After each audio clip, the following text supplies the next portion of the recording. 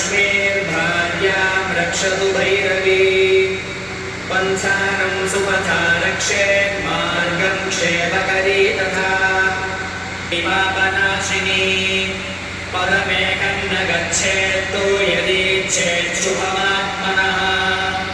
कवचेनावृतो नित्यं यत्र यत्रैव गच्छति तत्र तत्रार्थलाभश्च विजयः सार्वकामिकः यं यं चिन्तयते कामं तं तं प्राप्नोति निश्चितम् परमैश्वर्यमतुलं प्राप्स्यते भूतले पुमान् निर्भयो जायते मर्त्यः सङ्ग्रामेष्वपराजितः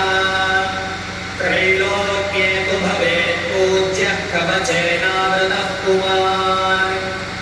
इदं तु देव्याः कवचं देवानामपि दुर्लभम् यः पठेत् त्वयतो नित्यं त्रिसन्ध्यं श्रद्धयान्वितः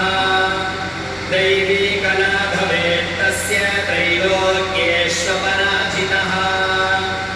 जीवेद्वर्षशतं साग्रम् अपमृत्युविवर्जितः नश्यन्ति व्याधयः सर्वे लूता विस्फोटकादयः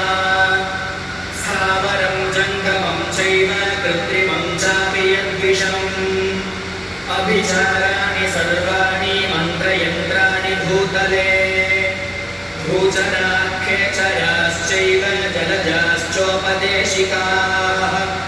सगजाकुलजामाला डाकिनी शाकिनी तथा अन्तरिक्षचरा घोरा डाकिन्यश्च महारसाः ब्रह्मराक्षसवेताला पुष्पाण्डा भैरवादयः नश्यन्ति दर्शनार्थस्य कवचे हृदि संस्थिते मानोन्नतिर्भवेद्राज्ञस्तेजो वृद्धिकरं परम् यशसा वर्धते सोऽपि कीर्तिमण्डितभूतले जनेत् सप्तशतीं चण्डीं कृत्वा तु कवचं पुरा यावद्भूमण्डलं धत्ते सशैलवनकाननम् तावत्तिष्ठभूतात्तिहारिणी जय सर्वगते देवजनी महिषासुरनिर्नाशी भक्तानां सुकले नमः रूपं देहि जयं देहि यशो देहि स तु सप्तशती संख्या परमाप्नोति सम्पदा इति देव्यार्गणा स्तोत्रं सम्पूर्णम्